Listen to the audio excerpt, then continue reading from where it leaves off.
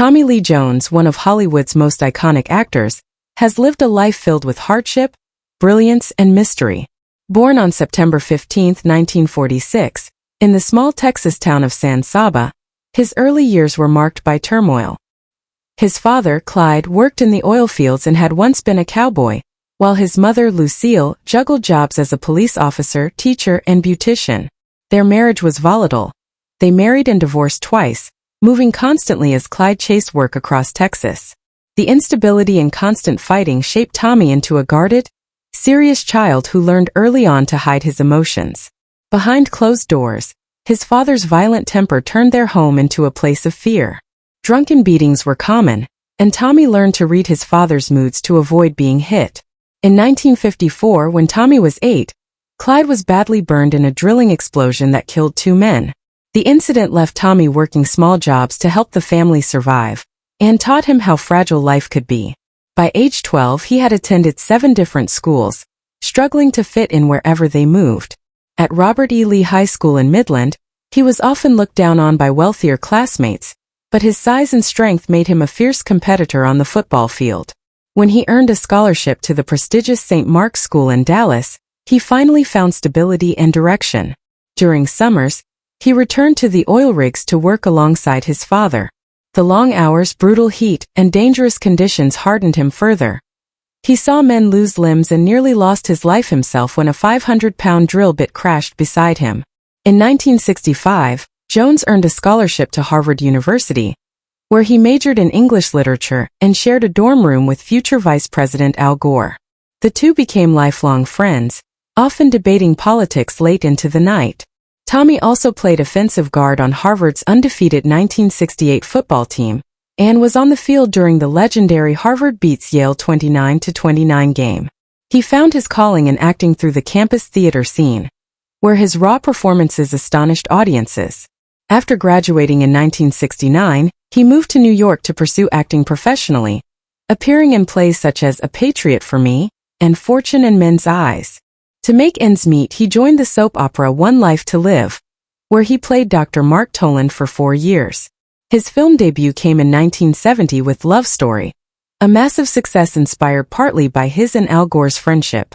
By the late 1970s, Jones was gaining recognition through films like The Betsy, Eyes of Laura Mars, and Rolling Thunder, where critics praised his intense performances. In 1980, Coal Miner's Daughter brought him his first Golden Globe nomination, establishing him as one of Hollywood's most versatile actors.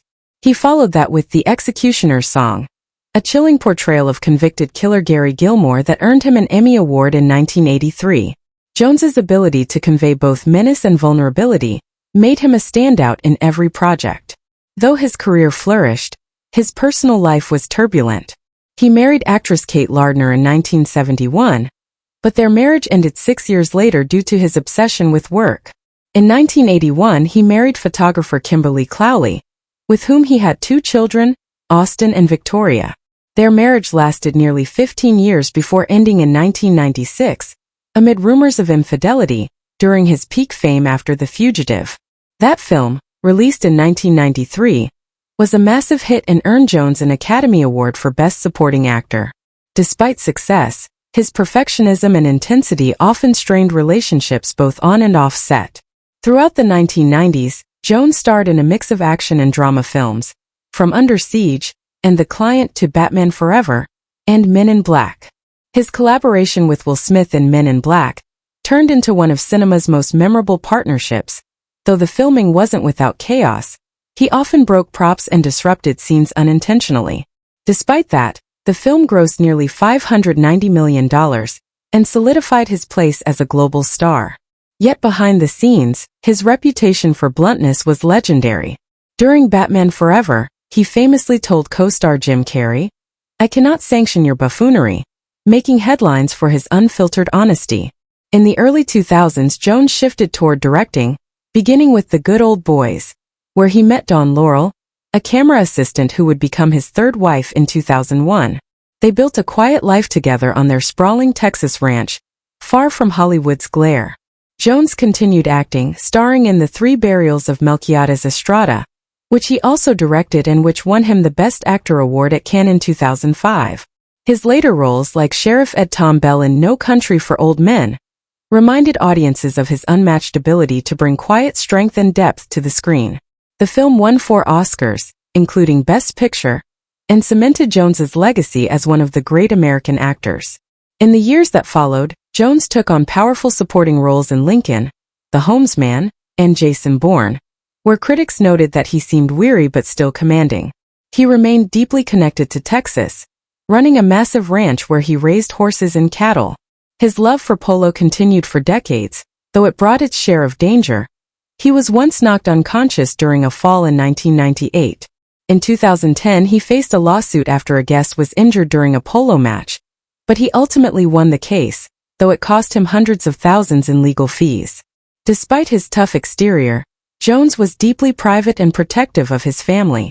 His son Austin became a musician, releasing indie albums in 2022 and 2023, while his daughter Victoria appeared in a few of her father's films before stepping away from acting.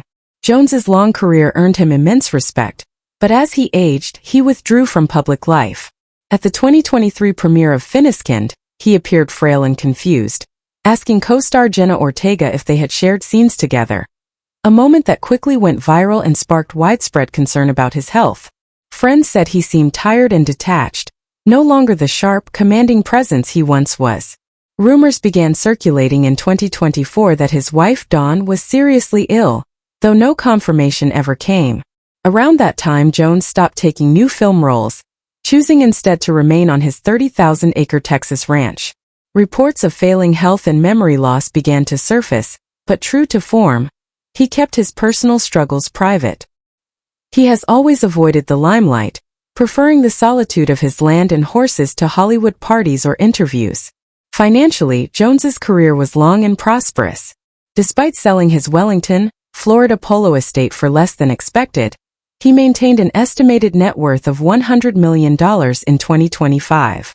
Over the years, he has been honored with countless awards, including a Lifetime Achievement Award at the San Sebastian Film Festival, for his contributions to cinema.